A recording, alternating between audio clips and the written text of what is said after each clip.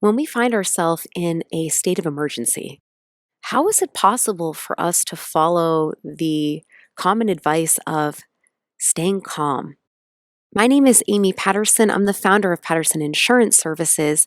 And since most of our community is in that high risk group for this coronavirus in 2020, I wanted to speak with wellness expert, psychologist Dr. Dicken Bettinger, and ask him what can we do to reduce the level of anxiety, worry, and stress that we may be experiencing as a result of this recent pandemic.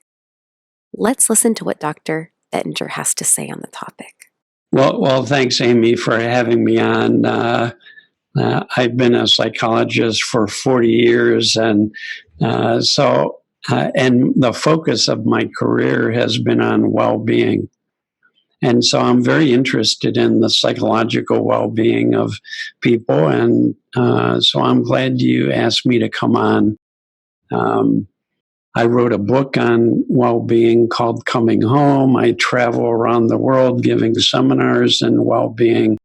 So we've learned a lot that I think can really practically be of practical help to people as they go through this. My wife and I are doing fine. We're staying at home. And trying to flatten the curve, as they say, and certainly listening to and following all the recommended precautions. And I think that's very important. It's very interesting, Amy. About 4 days ago, my wife came down with a fever. And it lasted for a few days, and we got very concerned. But we've since found out that she just has the flu. But I had a chance to certainly had my moments of anxiety and concern and worry, and I just want to say, we're built to have feelings, and it's normal to have feelings of any kind. And there's no feeling in and of itself that becomes problematic for people. What does become problematic is when we get stuck in painful feelings, when we get stuck in panic, or we get stuck in worry, or we get stuck in anxiety, and or get stuck in stress. That's a problem for all of us, for any of us. And none of us like the feeling of being stuck in those contracted, uncomfortable feelings. And, we hear all the time that it's important for us to stay calm. And, I know a lot of people are scratching their heads and saying, yeah, but there's a lot to be concerned about and worry about. And how do I stay calm? And why is that so important? This is a very important situation. And so that's what I want to talk about, what it means to stay calm. First of all, why would we want to stay calm? Well, we know that stress takes a toll on anybody, and then it makes it harder to sleep, and it makes it harder to be clear-headed. Why do we want to be clear-headed? So we can make good decisions during these difficult times. So they always tell people, in case of an emergency or a crisis, stay calm. They don't tell people, just think yourself into a frenzy, and that'll be helpful to you in any way. I want to say that calm does not mean being in a happy feeling all the time. Calm means be just basically not being caught up in thinking in a way that keeps us locked into worry or upset or stress. That's what it means. It's possible to have all of those feelings in a calm way so that they just flow through. In healthy functioning, people have all kinds of feelings, but they don't get stuck, they keep flowing. So I want to talk about the one thing I think is most important for people to understand so that we can learn what it means to be calm in any circumstance, in any situation. How's that sound? Perfect, because I can imagine a couple listeners are, well, what do you mean, Dicken? I get stuck in feelings all the time. What's this flow? If I could do it, I would. Well, we have done it. We have done it, and you watch little kids. They have all kinds of feelings, but they come and go very quickly. It's what we call resilience. Yeah, we're all born resilient, which means we get over things quickly. They flow through us quickly, and so I want to talk about what any of us can learn that will help us be more resilient, or more like we were when we were kids, or more like we are even now at times. You can see people worrying and upset, and then they get distracted and they stop thinking about what they were thinking about. And what happens? The worry and distress temporarily goes away, and people go, oh, what's for lunch? Or they say, oh, hi, a friend just called. It's good to hear from you. And so resilience is built into us.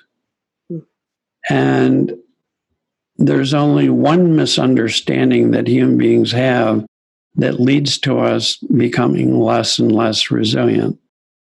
And so there's one thing people can learn that helps us become more resilient again. And sounds practical. This is a profound new discovery in the field of psychology, and it's spreading around the world now like crazy. It's being taught in businesses and schools, and with people of all ages. Kids in elementary schools, grade schools, high schools, colleges. So we're excited about this new discovery because it can help people regain their well-being or regain their resilience. And it's certainly helpful during going through something like this time when we're asked to make significant lifestyle changes. So here's the key. Here's the key.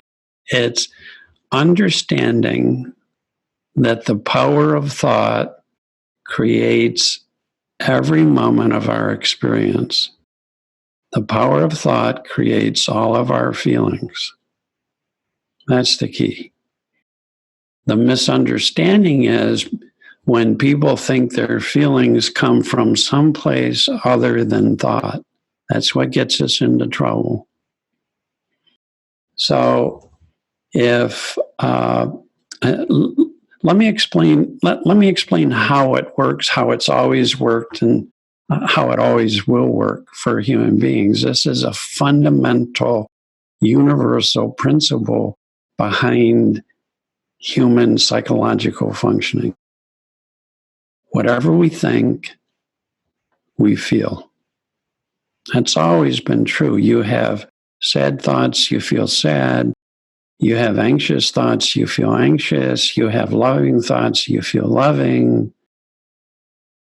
It always works that way. We can't not feel what we think. Another way of saying this, it's normal to feel whatever we think. It's not wrong or bad to have any feelings, but it makes a big, big difference where we think our feelings come from. Now listen, This is now very scientific. We know that this power of thought generates mental activity, and that whatever thoughts are created in our head, that's what we're going to feel, no matter what the circumstance. It's very scientific. And yet, it's not well known. I travel the world. I ask people, what are you feeling? And I get all kinds of feelings. There's no wrong answer to that ever. We all have feelings. I feel stress or upset or tense. But the second question is the interesting one. So you say, what are you feeling? And then whatever you're feeling, where do you think that feeling comes from? And I would say probably 99% of the time, people say something other than thought. They think traffic can create feelings in us. They think a lot of work can create stress in us. They think what our kids are doing can create upset in us. That people think that when they feel happy, that it's created by something outside, something they did. I went for a walk, I felt happy.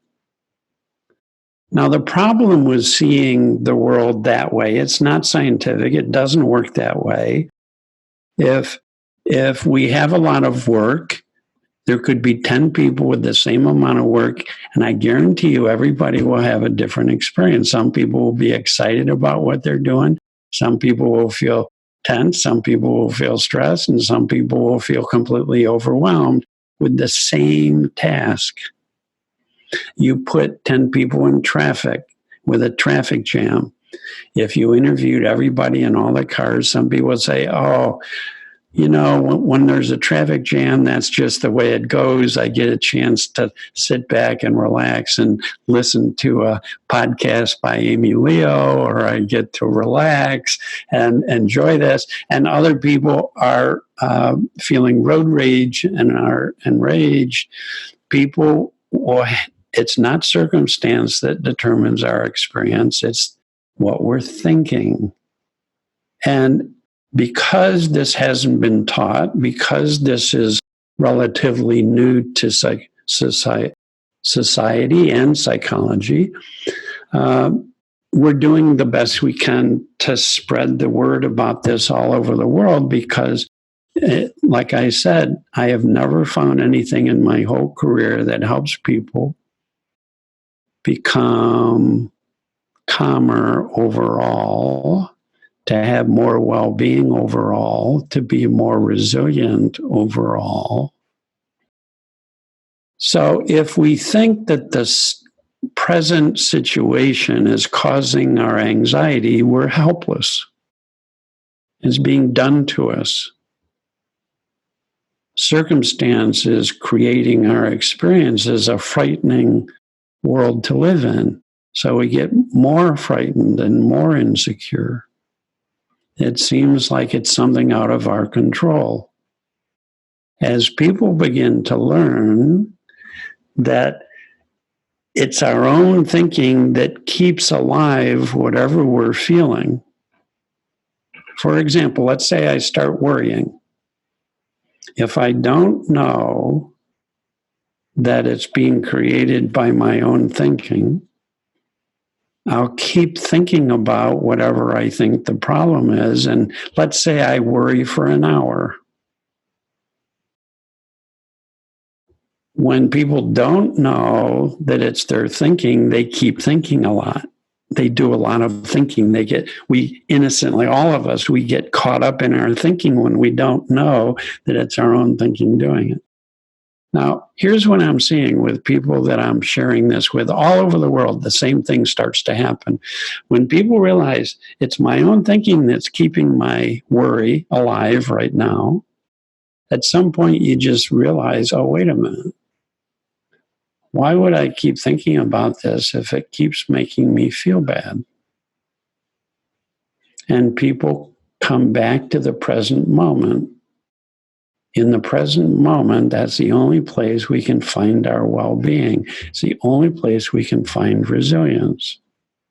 Because when we're in the present moment, we're like little kids, and whatever we think flows through us, whatever we feel flows through us, we're very resilient. Without that understanding, we keep doing a lot of thinking. I can get angry, feel angry. I have angry thoughts creating that feeling. That's normal. If I don't know where it's coming from, I'll think it's coming from another person. So I'll keep thinking about them, what they did, what I should do about it, what it means, how to deal with it. And all of that thinking keeps creating more feeling. What kind of feeling? Tension, stress, upset.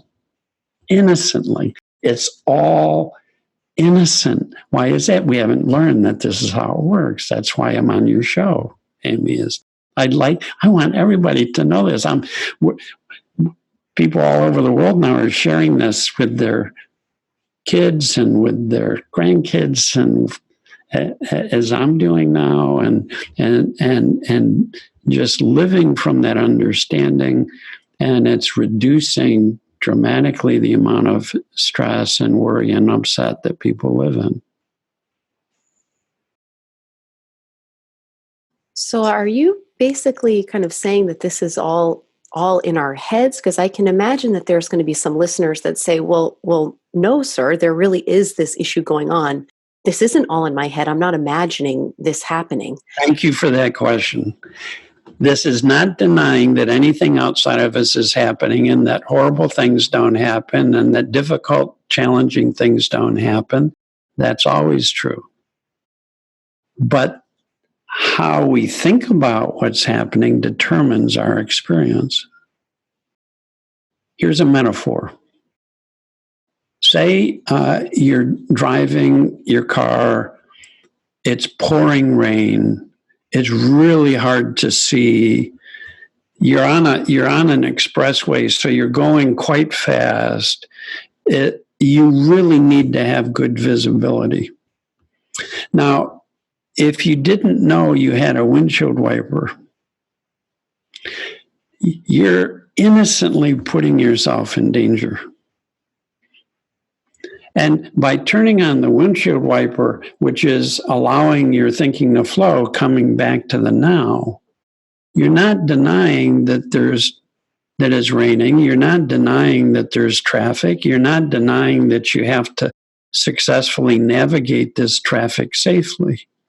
It's just there's never a downside to being more clear-headed in any circumstance. That's why they say, in case of emergency, stay calm. They don't say, in case of emergency, worry yourself sick. Why is that? We don't see as well. We're not as clear. We don't have as much common sense, which is available to anybody when they're clear-headed and in the now. And common sense is what we need to be able to deal with extremely difficult circumstance. Any circumstance. So it's not denying anything. It's just allowing us to be more present to life without being so caught up in stressful thinking that burdens us and weighs on us.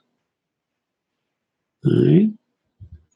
No downside to being more resilient, to being clearer, to making better decisions, to having more common sense.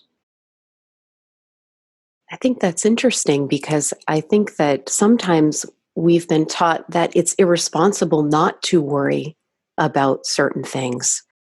Can you speak to to that a little bit, and maybe also the scientific, reasoning, what's happening in the brain when people are very stressed out versus when they are calmer? Why, what's behind that recommendation, stay calm specifically? Well, I think everybody's experienced the difference. If you're trying to make an important decision about anything, we've all experienced thinking about it so hard and in such a way that we get so stressed that we can't think clearly. And it just seems extremely difficult to make a clear decision. I think everybody has experienced that. And I think everybody's experienced times when our head have been clear. And when our head's been clear, suddenly we know exactly what we need to do, and it just occurs to us. They asked 600 CEOs of companies, presidents of companies, when do you make your best decisions?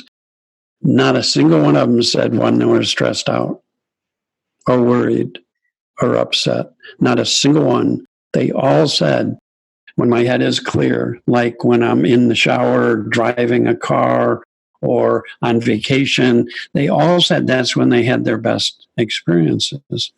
And that's true of all human beings. We make our best decisions about how to deal with life when our heads are clear. When I'm caught up in my thinking, I am just like everybody else in the world. I don't see clearly. And so that's the benefit of staying calm is everybody, when they're in the now, in the present moment, whatever they're thinking is, whatever thinking they have will flow and clear away. It's built for that. We always get over things, and we get over things faster in the now than when we leave the now to worry about something. And then, as long as we think that way, we'll feel that way. Right? So, beginning to understand that every human being, we're all the same. We're all thinking all the time. We're all feeling our thinking all the time. We can't not do that. That's being as human as you can get. And either we understand that our feelings are created from within via thought, or we make the assumption that it's coming from outside. And in test after test, there have been endless tests that have been shown that stress in people is not caused by circumstance. It's created by the mindset of the person in that situation. Because you take the most stressful situations in the world, and there's always people who stay calm. There's always people who panic. And again, nothing wrong with either. Both are normal. But the more we begin to realize for ourselves that it's our own thinking that keeps alive what we're feeling, we begin to not hold on to that thinking for as long.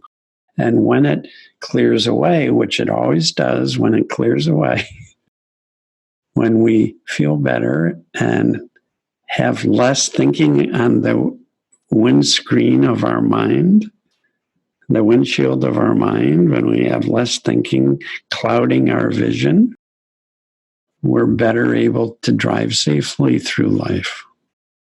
Mm-hmm. Yeah, the vision that comes to mind is when we're caught up and preoccupied with all this anxiety and stress. It's almost like wearing very dark sunglasses as we approach a problem. And coming from a place of, again, recognizing this is the reality, this is happening, but realizing that our own inner turmoil is exacerbated, is caused by, perhaps you'd use that direct word, is caused by how we're thinking about it in that moment. It allows us to take off the glasses and then approach it more practically and do what we need to do. That's right. Approach it. I want people to learn how to take care of business. It's not take stress of business, it's take care of business. Caring is different than worrying. Yeah. So you mentioned earlier, a lot of people make the assumption, if I'm not worrying, it shows I don't care. That's the old psychology. And it no longer makes sense with the new science and the new psychology. If we really care, All that means is when we're in the now, we're free to have any feeling, but it flows through us. And when we're in the now, we have all the common sense we need to carefully respond to situations or to other people. Mm. We really genuinely then can take care. And it doesn't mean being unfeeling. It means allowing it to flow through so we stay resilient. It means waking up out of thinking that's not being helpful to us or not necessary, falling open so we can use our minds more wisely and be more feelingful, more caring. So it actually allows us to feel our feelings even more directly without being frightened of them, without disliking them, without judging them. I feel stress, I get worried, I get upset. And if I know it's thought, it's just thought in the moment that in the now will flow through and pass. It always does, it always has. And if I don't understand that, I'll be like anybody else and I'll keep thinking about it and it'll keep alive those feelings. And then it starts taking a toll on me. Yeah. Like anybody else, we're all in this together, Amy. No one gets to escape being a human being and being a thinker and experiencing our thinking. Yeah. So I want to make a clarification then, just for the folks that, again, may be thinking that you're still kind of talking about positive thinking, or, kind of sticking your head in the sand and saying, oh, la di da di da. Yeah. It seems to me you're not speaking about that. You're speaking about something much maybe deeper or fundamental to that. If I'm caught up in my positive thinking and thinking about things positively, I'm still not in the now. Mm. That's not what I'm talking about. Okay. It's not about trying to be positive. It's coming back to our natural state of mind that we're born into, where every thought and feeling is free to come and go naturally. So we're not denying, we're not avoiding, we're not fighting, we're not judging our experience. That's what well-being is, being comfortable in the face of these experiences, understanding them so that they can flow through, which allows us to stay present and clear and have all the common sense we need to deal with whatever is going on in our life. But it's not trying to think positive. That's still doing thinking that takes us out of the now. When we let go of everything we're thinking, both positive and so-called negative, I don't see it as negative, but when we let go of everything we're thinking, we don't lose anything of value. We lose our stress and tension and upset. And when we're in the now, any human being deals with things more effectively. That's why they keep saying, in case of emergency, stay calm, so that we can most effectively deal with whatever challenge is in front of us.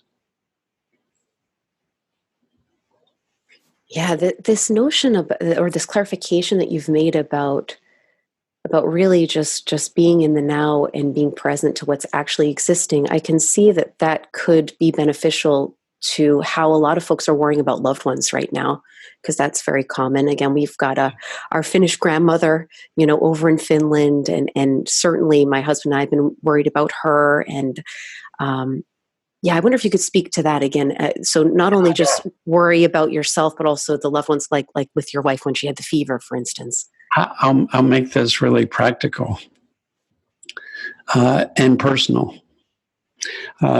My wife and I are here at home. I'm 72. My wife is 72.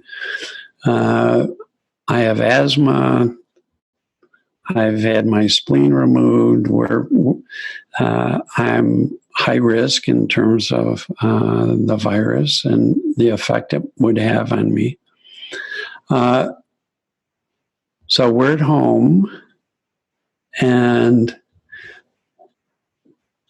because I've been learning about what I've been sharing with people, the more we allow our experience to flow through us, the calmer and more present we become to life.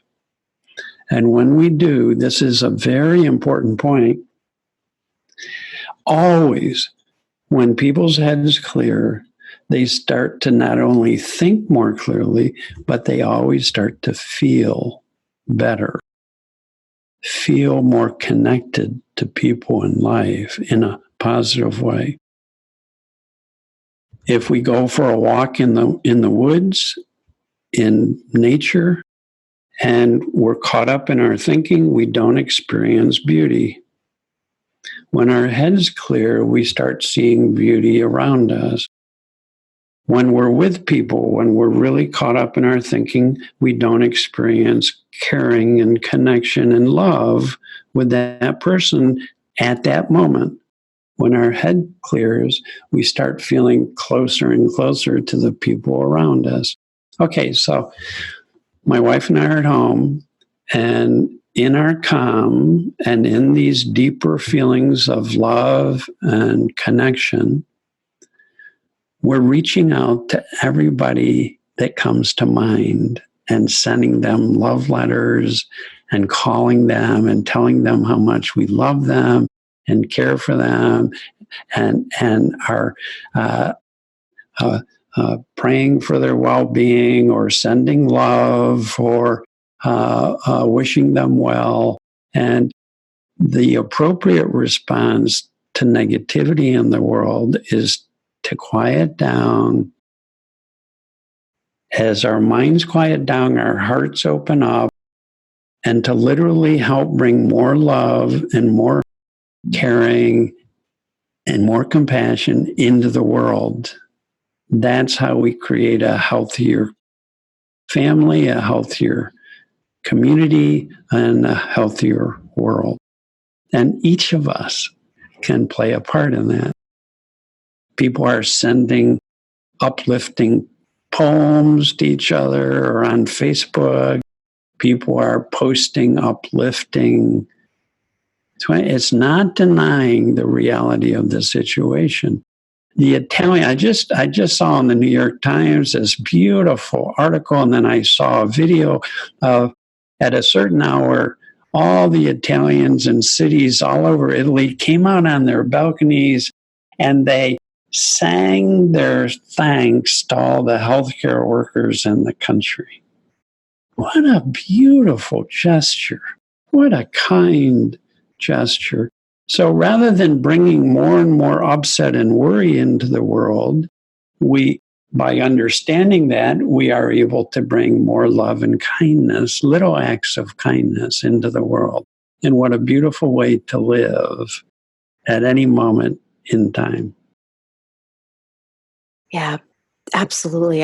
When you've been sharing, I've been actually thinking about my journey when my grandmother got ill and then passed away. And of course, everyone does have their own unique reaction to those things and own experience because of that X factor, your interpretation, your meaning in the moment, your thinking in the moment. But it really was such a difference for me just being present with her when she was alive, and it like frees up the bandwidth to really have a rich experience. And there's so much we can't control as human beings. I think that can make us uncomfortable, but I have no regrets during that time period because I wasn't trying to control her behaviors. You know, she ended up passing away of lung cancer and she was still asking for cigarettes, and I remember thinking like, oh gosh, please don't ask me for that, Graham, but instead of kind of putting my judgment on her and maybe shaming her for doing that, it's just like, okay, go out, get the groceries and spend time with her and value her as a human being and her own life journey in our relationship. And that made a very big difference because I was able to have more time. It's like you can squeeze more out of the time that you have together, I think. I love what you're saying about by being present to people who are going through difficult times. Like, I know some of the listeners will be with family or friends who really are innocently caught up in thinking that is making their lives very uncomfortable.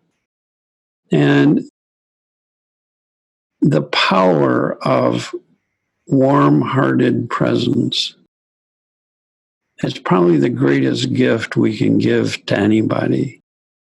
For example, my daughter called my wife and I up the other day, and she was crying, and she was so sad that her kids have to go through, be in the world at this time, and with the virus and the environmental crisis, and now with social distancing, it's hard for them to play with their friends, and she was just sad. Now, remember, I said all feelings are normal. There's nothing wrong with feelings. We're not trying to control or get rid of feelings, but understanding allows all of us to come back to warm-hearted presence. And so my wife and I just listened and were warm and loving. And then later, because she also has this understanding about thought, she's very resilient. It means you're able to get over the natural, normal downtimes we have more gracefully, more easily. When because of her resilience, she came back up into clarity and her heart. And she wrote this beautiful post about how normal it is to have all of these feelings and that we can then extend warmth and kindness. And she shared what she was doing and how going out for walks and appreciating the beauty all around was helpful. Fortunately, we live in a place where we can do that easily. So it's coming back. Remember at the beginning, I said there's one key is understanding that the power of thought is generating all of our thinking and feeling in every moment.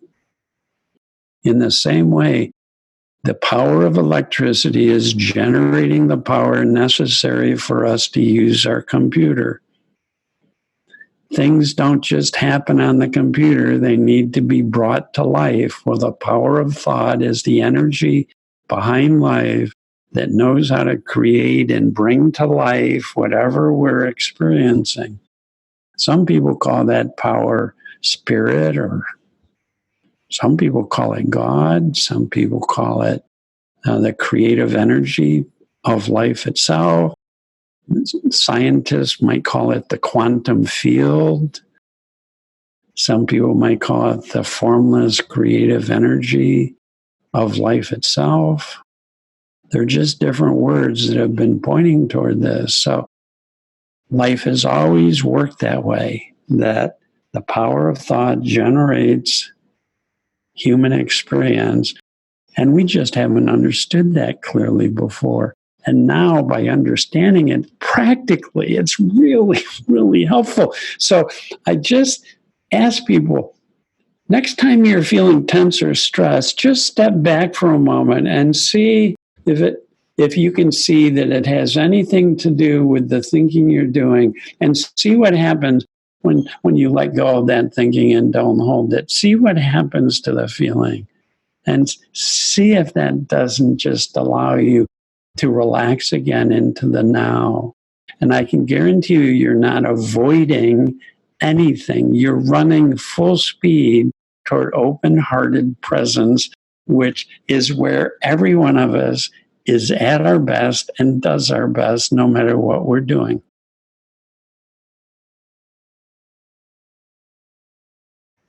That seems practical. It seems practical. Doesn't seem theoretical. I really haven't found anything that I've learned in all my 72 years that's simpler and more practical. I am so grateful that I met someone that could share with me, a man named Sidney Banks, who shared with me his realization of this is how the human being operates, all of us, universally. We all think, and whatever we think we experience, it's brought to life. And when our head's clear, we all have a knowing that's there for us. You can call it common sense, you can call it intuition, you can call it confidence, clarity, this knowing that allows us to deal with difficulties gracefully.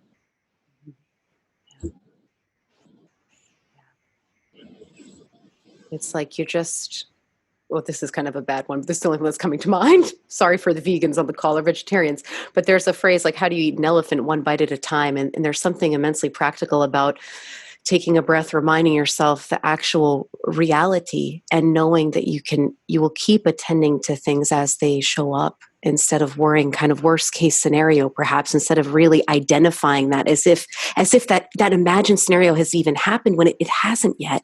And sometimes our feelings are so strong, I think it's easy to forget that our imagination or our fears for the future are not true right now. They're not what's happening in reality. Amy, so true. We all forget. I forget. When I forget, I get caught up in my thinking, and it seems like what I'm feeling is connected to the outside rather than in truth connected to my own thinking. That happens to everybody.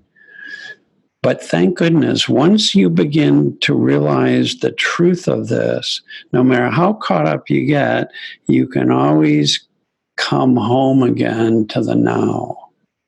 You can always go, oh, that's right. What I'm experiencing and my problems have something to do with thought.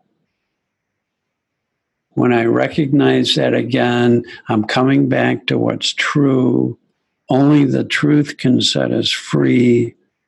And this has always been true and always will be true. And when we recognize truth, it calms us down. Yeah. Oh, thank God. It's like waking up from a nightmare you've been in for a long time. When you wake up out of that thinking, which is what a nightmare is, thinking at night, when you wake up out of that thinking, you go, oh, thank God, my nightmare was just a dream. That's so You're true. not seeing the world as a dream. You're saying my thought created reality was created. It's not what I'm thinking is not truth. That comes and goes. Truth is always here. Yeah. Always here. So you come back to what's true.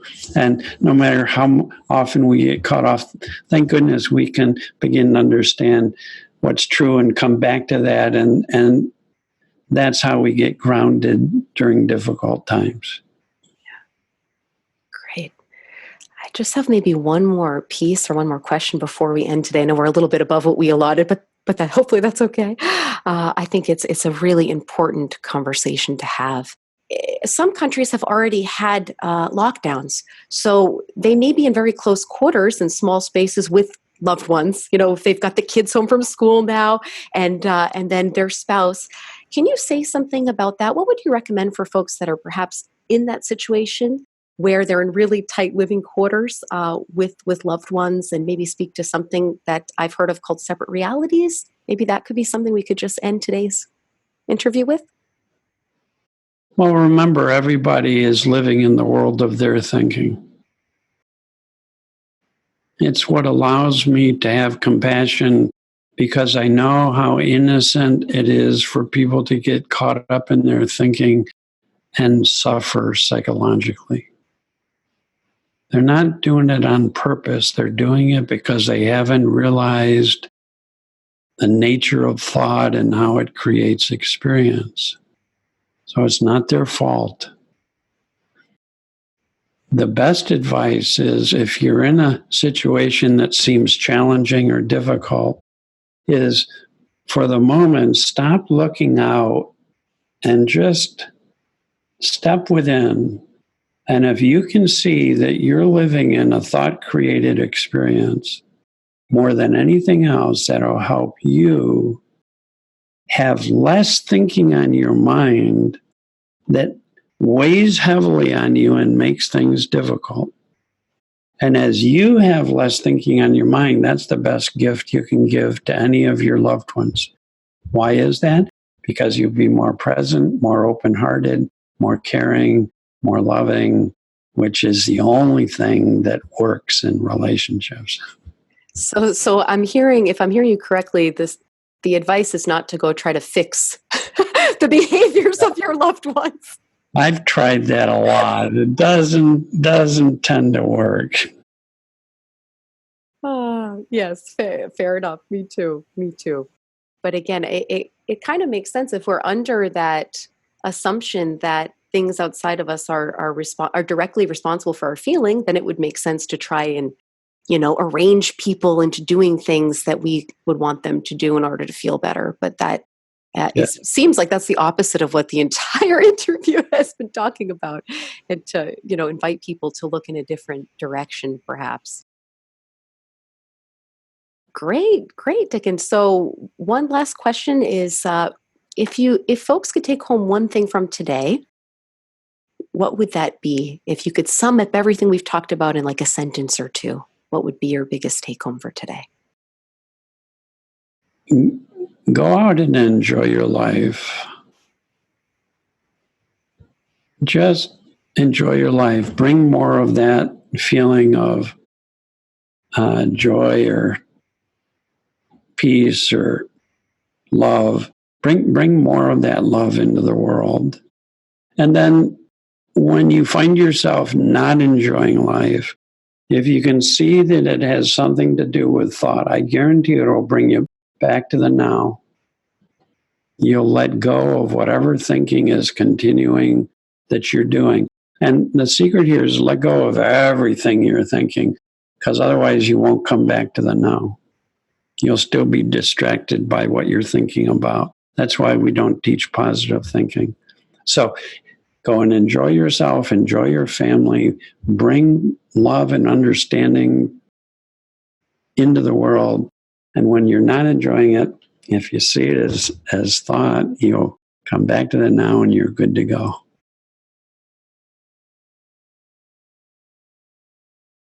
Well, I hope that you found that interview helpful, at the very least thought-provoking. And if someone you know could get value out of this interview, I really encourage you to share it. This is such an important topic in our current situation. Again, my name is Amy Patterson. I'm the founder of Patterson Insurance Services. And these educational interviews are just one of the many steps that we're taking as an organization to assist our community during this difficult time.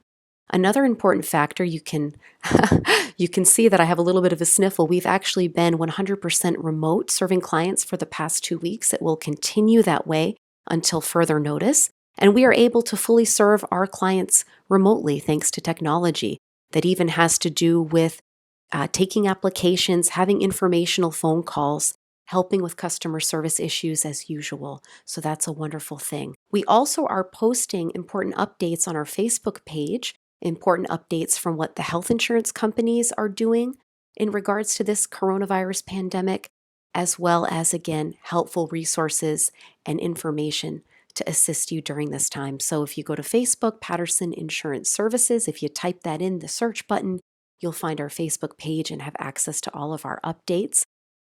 I look forward to connecting with you soon. In the meantime, I wish you and your family nothing but the best, and we will get through this difficult time period together. Again, you can reach us on Facebook at Patterson Insurance Services.